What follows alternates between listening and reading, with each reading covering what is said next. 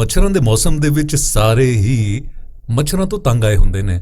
ਖਾਸ ਕਰ ਜਦੋਂ ਕੰਨਾਂ ਦੇ ਨੇੜੇ ਆ ਕੇ ਮੱਛਰ ਗਾਣੇ ਗਾਉਂਦੇ ਨੇ ਤੇ ਤੁਸੀਂ ਅੰਦਾਜ਼ਾ ਲਾ ਸਕਦੇ ਹੋ ਕਿ ਸੁੱਤੇ ਪਏ ਬੰਦੇ ਦਾ ਕੀ ਹਾਲ ਹੋ ਸਕਦਾ ਹੈ। ਹੁਣ ਅੱਜ ਦਾ ਜਿਹੜਾ ਟੌਪਿਕ ਹੈ ਉਹਦੇ ਬਾਰੇ ਦੇ ਵਿੱਚ ਅਸੀਂ ਗੱਲ ਕਰਾਂਗੇ ਕਿ ਮੱਛਰ ਸਾਡੇ ਕੰਨਾਂ ਦੇ ਲਾਗੇ ਆ ਕੇ ਗਾਣੇ ਕਿਉਂ ਗਾਉਂਦਾ ਹੈ।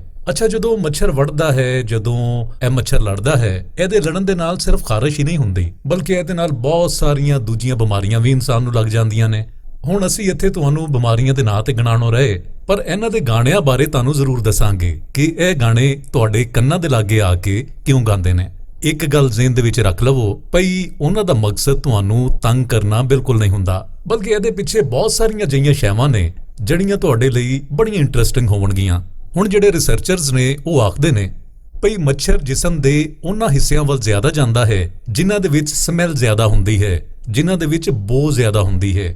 ਤੇ ਇਹਨਾਂ ਰਿਸਰਚ ਪੇਪਰਸ ਦੇ ਮੁਤਾਬਕ ਉਹ ਕੰਨਾਂ ਦੀ ਮੈਲ ਬਾਰੇ ਬੜੇ ਹੀ ਕੌਨਸ਼ੀਅਸ ਨੇ, ਯਾਨੀ ਉਹਨੂੰ ਪਸੰਦ ਕਰਦੇ ਨੇ। ਹੁਣ ਸੌਣ ਲੱਗਿਆਂ ਜਾਂ ਤੇ ਅਸੀਂ ਆਪਣੇ ਜਿਸਮ ਨੂੰ ਕੱਪੜਿਆਂ ਦੇ ਨਾਲ ਜਾਂ ਕਿਸੇ ਚਾਦਰ ਰਜ਼ਾਈ ਖੇਸ ਨਾਲ ਢੱਕਿਆ ਹੁੰਦਾ ਹੈ, ਪਰ ਆਮ ਤੌਰ ਦੇ ਉੱਤੇ ਸਾਹ ਲੈਣ ਲਈ ਸਾਡਾ ਫੇਸ ਜਿਹੜਾ ਹੈ, ਸਾਡਾ ਮੂੰਹ ਜਿਹੜਾ ਹੈ ਉਹ ਨੰਗਾ ਹੀ ਹੁੰਦਾ ਹੈ। ਇਹ ਮੇਬੀ ਤੁਹਾਡੇ ਲਈ ਯਕੀਨ ਕਰਨਾ ਮੁਸ਼ਕਲ ਹੋਵੇ, ਪਰ ਜਿਹੜੇ ਸਾਡੇ ਕੰਨ ਹੈਗੇ ਨੇ ਇਹ ਮੈਲ ਦੇ ਕਾਰਨ ਜਿਸਮ ਦੇ ਗੰਦੇ ਹਿੱਸਿਆਂ ਦੇ ਵਿੱਚ ਸ਼ੁਮਾਰ ਹੁੰਦੇ ਨੇ ਤੇ ਇਹੋ ਹੀ ਵਜ੍ਹਾ ਹੈ ਕਿ ਮੱਛਰ ਇਹਦੇ ਆਲ ਦੁਆਲੇ ਘੁੰਮਣਾ ਪਸੰਦ ਕਰਦੇ ਨੇ।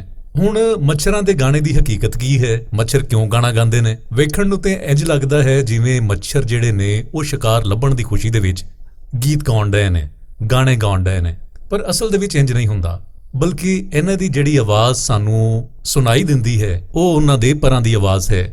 ਇੱਕ ਮੱਛਰ ਇੱਕ ਸਕਿੰਟ ਦੇ ਅੰਦਰ 250 ਤੋਂ ਲੱਗ ਕੇ 300 ਵਾਰੀ ਆਪਣੇ ਪਰਾਂ ਨੂੰ ਹਰਕਤ ਦਿੰਦਾ ਹੈ। ਤੇ ਸਿਰਫ ਇਹੋ ਹੀ ਨਹੀਂ, ਬਲਕਿ ਜਦੋਂ ਇੱਕ ਮੱਛਰ ਦੂਜੇ ਮੱਛਰ ਦੇ ਨਾਲ ਰਾਬਤਾ ਕਰਦਾ ਹੈ ਤੇ ਫੇਰ ਵੀ ਇਸੇ ਕਿਸਮ ਦੀ ਆਵਾਜ਼ਾਂ ਕੱਢਦਾ ਹੈ। ਇਸ ਤੋਂ ਅੱਡ ਜਿਹੜਾ ਜਿਸਮ ਦਾ ਟੈਂਪਰੇਚਰ ਹੈ ਉਹ ਵੀ ਮੱਛਰਾਂ ਨੂੰ ਆਪਣੇ ਵੱਲ ਅਟਰੈਕਟ ਕਰਦਾ ਹੈ। ਇਹ ਸਾਡੇ ਜਿਸਮ ਦੀ ਜਿਹੜੀ ਹਰਾਰਤ ਹੈ ਤੇ ਜਿਹੜਾ ਪਸੀਨਾ ਹੈ ਤੇ ਖਾਸ ਤੌਰ ਦੇ ਉੱਤੇ ਨੀਂਦ ਦੇ ਦੌਰਾਨ ਜਿਹੜਾ ਅਸੀਂ ਸਾਹ ਲਈਦਾ ਹੈ ਤੇ ਸਾਡੇ ਜਿਸਮ ਅੰਦਰ ਕਾਰਬਨ ਡਾਈਆਕਸਾਈਡ ਜਿਹੜੀ ਹੈ ਉਹ ਗੋਲਿਆਂ ਦੀ ਸੂਰਤ ਦੇ ਵਿੱਚ ਹਵਾ ਦੇ ਵਿੱਚ ਸ਼ਾਮਲ ਹੋ ਜਾਂਦੀ ਹੈ ਤੇ ਇਹੋ ਹੀ ਕਾਰਬਨ ਡਾਈਆਕਸਾਈਡ ਦੇ ਗੋਲੇ ਜਿਹੜੇ ਨੇ ਉਹ ਮੱਛਰਾਂ ਨੂੰ ਤੁਹਾਡੇ ਲਾਗੇ ਲੈ ਕੇ ਆਉਂਦੇ ਨੇ। ਤੇ ਜਦੋਂ ਮੱਛਰ ਤੁਹਾਡੇ ਕੋਲੋਂ ਦੀ ਲੰਘਦਾ ਹੈ ਉਹਨਾਂ ਦੇ ਪਰਾਂ ਦੀ ਆਵਾਜ਼, ਯਾਨੀ ਜਿਹਨੂੰ ਤੁਸੀਂ ਗਾਣੇ ਕਹਿੰਦੇ ਹੋ, ਯਾਨੀ ਜਿਹਨੂੰ ਤੁਸੀਂ ਗਾਉਣ ਕਹਿੰਦੇ ਹੋ, ਤੇ ਇਹੋ ਹੀ ਪਰਾਂ ਦੀ ਆਵਾਜ਼ ਜਦੋਂ ਮੱਛਰ ਤੁਹਾਡੇ ਕੋਲੋਂ ਦੀ ਲੰਘਦਾ ਹੈ ਤੇ ਤੁਹਾਨੂੰ ਗਾਣੇ ਦੀ ਸੂਰਤ ਦੇ ਵਿੱਚ ਸੁਣਾਈ ਦਿੰਦੀ ਹੈ। ਹੁਣ ਤੁਸੀਂ ਯਕੀਨਨ ਸਮਝ ਗਏ ਹੋਵੋਗੇ ਕਿ ਮੱਛਰਾਂ ਦੇ ਗਾਣਿਆਂ ਦੀ ਅਸਲ ਹਕੀਕਤ ਕੀ ਹੈ। ਉਮੀਦ ਕਰਦੇ ਹਾਂ ਸਾਡੀ ਇਹ ਵੀਡੀਓ ਤੁਹਾਨੂੰ ਪਸੰਦ ਆਈ ਹੋਵੇਗੀ।